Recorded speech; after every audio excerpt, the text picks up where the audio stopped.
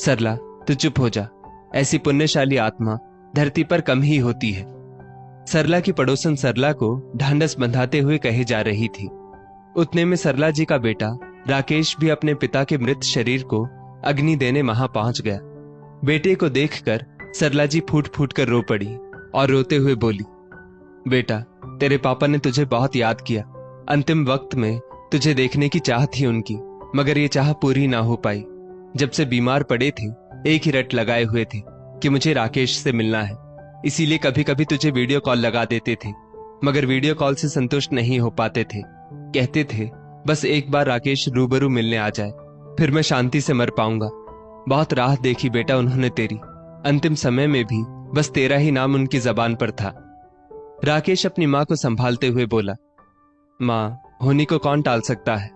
हम सभी ये बात जानते थे कि एक न एक दिन ये दिन जरूर आएगा। पापा की बीमारी ही ऐसी थी। आप संभालिए अपने आप को। सरला जी लगातार रोए जा रही थी। नाते रिश्तेदार, पड़ोसी सब उन्हें संभालने में लगे थे। राकेश ने अपने पिता के मृत शरीर के पांव छुए और उन पर फूल माला चढ़ाकर एक जगह बैठ गया।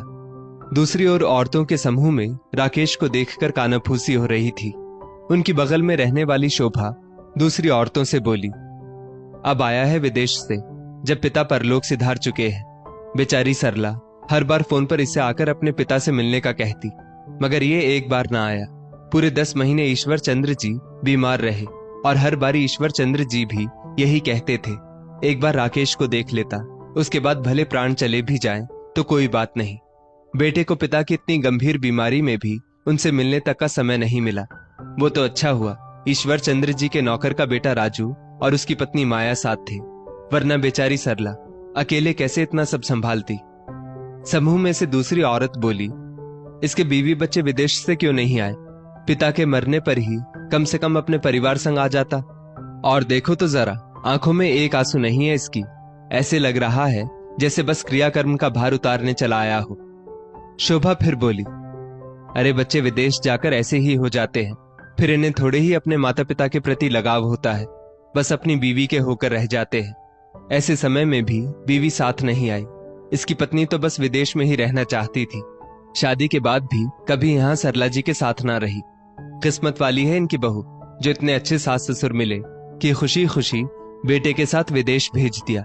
एक बार भी यहाँ रहने की जिद नहीं की, मगर आज ससुर जी के मरने पर भी भारत नहीं आई। ये बात तो गले से ही नहीं उतर रही। जब इस समय भी वो भारत नहीं आई तो बेचारे ईश्वर चंद्र जी की बीमारी में मिलने क्या खाक आते ये लोग। बेटा भी बस फॉर्मेलिटी पूरी करने आया है, उसको देखकर यही लग रहा है। पंडित जी ने राकेश से कहा, तुम अग्नि संस्कार की तैयारी कर लो। राकेश ने पंडित जी के कहे अनुसार क्रियाकर्म का सारा विधि विधान खत्म किया और ईश्वर चंद्र जी की चिता को शमशान में जाकर अग्नि संस्कार दे दिया। शमशान से आकर सभी लोग नहा धोकर वहां बैठ गए, जहां पंडित जी अभी आगे के विधि विधान बता रहे थे। सरला जी के घर में रहने वाले राजू और उसकी पत्नी माया ने सभी के लिए चाय बनाई। राजू के पिता बंसीलाल जी ईश्वर चंद्र जी के यहाँ काम किया करते थे। लगभग 20 साल पहले बंसीलाल की एक हादसे में मृत्यु हो गई थी। तब से उसके अनाथ बेटे राजू को ईश्वर चंद्र जी और सरला जी ने ही पाला पोसा और उसकी शादी भी करवाई थी। सरला जी का खुद का बेटा राकेश तो वैसे भी नौकरी के सिलसिले में विदेश जा बसा था, मगर यहाँ राजू के रहते ईश्वर चंद्र जी और सरला जी को कभी कोई मुश्किल नहीं आई थी। राजू और उसकी पत्नी ने इन 10 महीनों में ईश्वर चंद्र जी और सरला जी दोनों का खूब ध्यान रखा था। ईश्वर चंद्र जी को 10 महीने पहले कैंसर हो गया था। तब से ही वे बहुत बीमार रहने लगे थे। सभी आस पड़ोस के लोग भी यही कहते, जिस इंसान ने कभी किसी का बुरा नहीं चाहा, भगवान ने उसे ना जाने कौन से जन्मों के पापों की सजा दी होगी। वरना ईश्वर चंद्र जी जैसे दयालु और सबकी मदद करने वाले इंसान आजकल कहाँ देखने को मिलते हैं। सरला जी ने हिम्मत ना हारते हुए ईश्वर चंद्र जी की खूब सेवा की थी और इसमें उनका साथ दिया राजू और माया ने।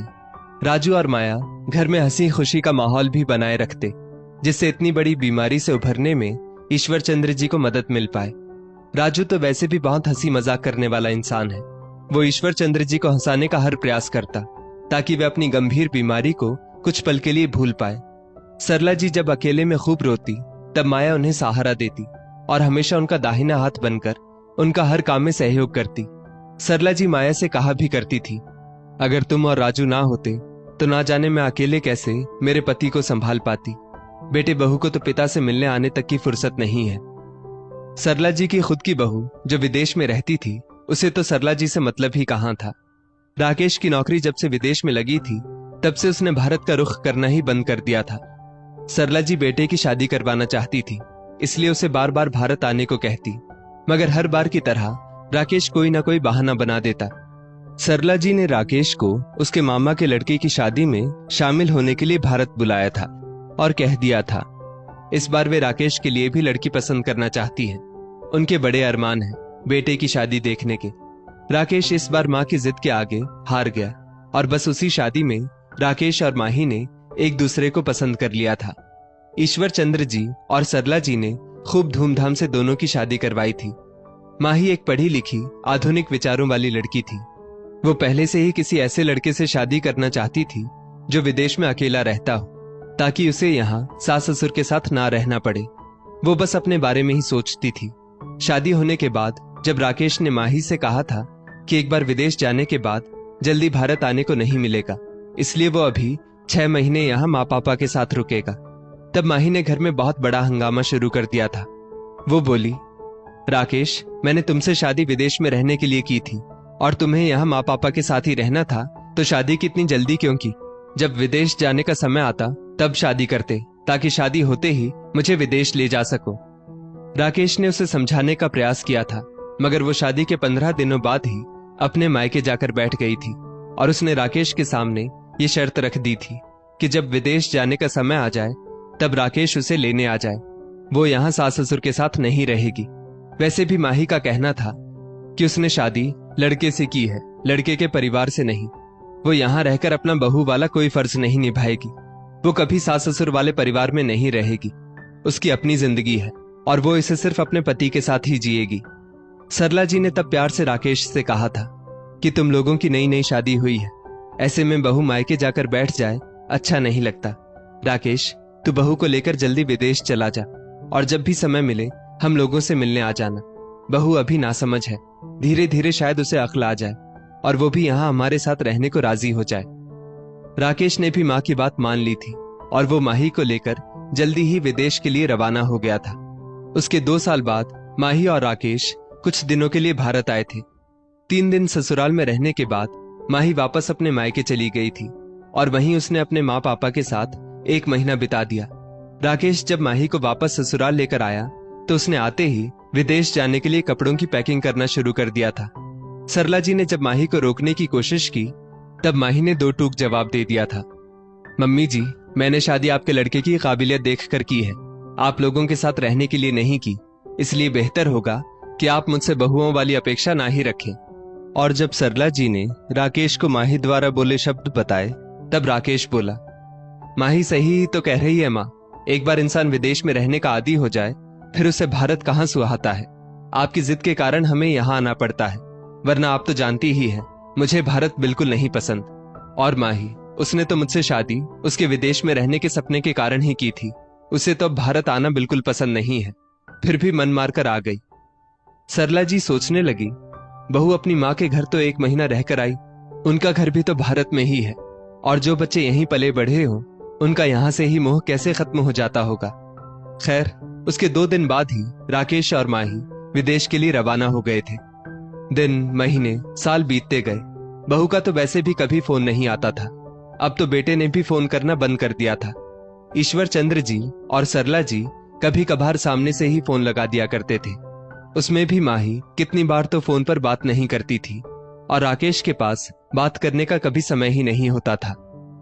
यहाँ भी राजू और माया की वजह से ईश्वर चंद्र जी और सरला जी को कभी कोई परेशानी नहीं आती थी। ईश्वर चंद्र जी सरला जी से हमेशा कहा करते थे, सरला, कल को अगर मैं मर भी गया तो क्या पता तुम्हारे बेटे के पास मेरे अंतिम संस्कार के लिए भी समय होगा या नहीं, क्योंकि इतने महीनों से बीमार पड़ा हूं, फिर भी तुम्हारे बेटे को मुझसे मिलने आने का समय नहीं मिल पाया है। एक काम करना सरला, मेरी चिता को आग लगाने तुम्हारा बेटा अगर विदेश से ना आ पाए तो हमारे दूसरे बेटे राजू से ही सारी क्रियाकर्म की विधि करवा लेना, क्योंकि जिस तरह से उसके पास हमसे फोन पर बात करने तक का समय नहीं है, मुझे लगता है उसे तो मेरी चिता को आग देने का भी समय नहीं मिलेगा। सरला जी तुरंत कहती, आप ऐसी अशुभ बातें क्यों करते हो जी? देख लेना, आपको कुछ नहीं होगा, आप जल्दी ही ठीक हो जाएंगे। आज ईश्वर चंद्र जी के ना रहने पर सरला जी को बार बार ईश्वर चंद्र जी की कही सारी बातें याद आ रही थी। सरला जी को अब यही आस थी कि शायद राकेश उन्हें भी हमेशा के लिए विदेश ले जाएगा, क्योंकि वो अपनी माँ को यहाँ अकेले थोड़ी छोड़ेगा। भले ही राजू और माया है, मगर सगा बेटा तो सगा ही होता है ना। अब शायद राकेश और माँ ही मेरे बारे में सोचेंगे। मेरे बेटा बहू इतने निर्दयी नहीं हो सकते। उतने में पंडित जी की आवाज से सरला जी की तंद्रा टूटी। पंडित जी ने राकेश से कहा कि क्रियाकर्म की सारी विधि संपन्न हुई। अब 12 दिन बाद ईश्वर चंद्र जी के नाम पर एक पूजा का आयोजन किया जाएगा, जिसमें तुम्हें बैठकर सारी विधि संपन्न करनी होगी। राकेश बोला, पंडित जी, मेरे पास इतना समय नहीं है। वहां विदेश में मेरी बीवी अकेली है। मैं तो कल ही वापस निकल रहा हूं। पूजा आप आज ही रख लीजिए। पंडित जी बोले, बेटा, पूजा का आयोजन 12 दिन बाद ही किया जा सकता है। शास्त्रों के हिसाब से ही विधि विधान करना होगा। राकेश बोला, फिर एक काम कीजिए, ये सब विधि विधान आप मां से ही पूरा करवा लीजिएगा, क्योंकि मेरे पास इन सब चीजों के लिए इतना समय नहीं है। अब सरला जी के सब्र का बांध भी टूट चुका था। वे सबके सामने बोली, बेटा, कल क्यों, तू आज ही वापस चला जा। जो बेटा अपने पिता की बीमारी में उनसे एक बार मिलने ना आ पाया, जो बेटा उनके अंतिम समय में भी उनके साथ ना था, वो बेटा अब उनकी पूजा की विधि में भी नहीं रहेगा तो क्या फर्क पड़ जाएगा।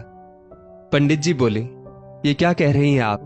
पिता के मरण के पश्चात उनके क्रियाकर्म से लेकर पूजा की विधि सभी एक बेटे द्वारा ही संपन्न की जाती है, इसलिए आपके बेटे राकेश को ये सारा विधि विधान करना ही होगा।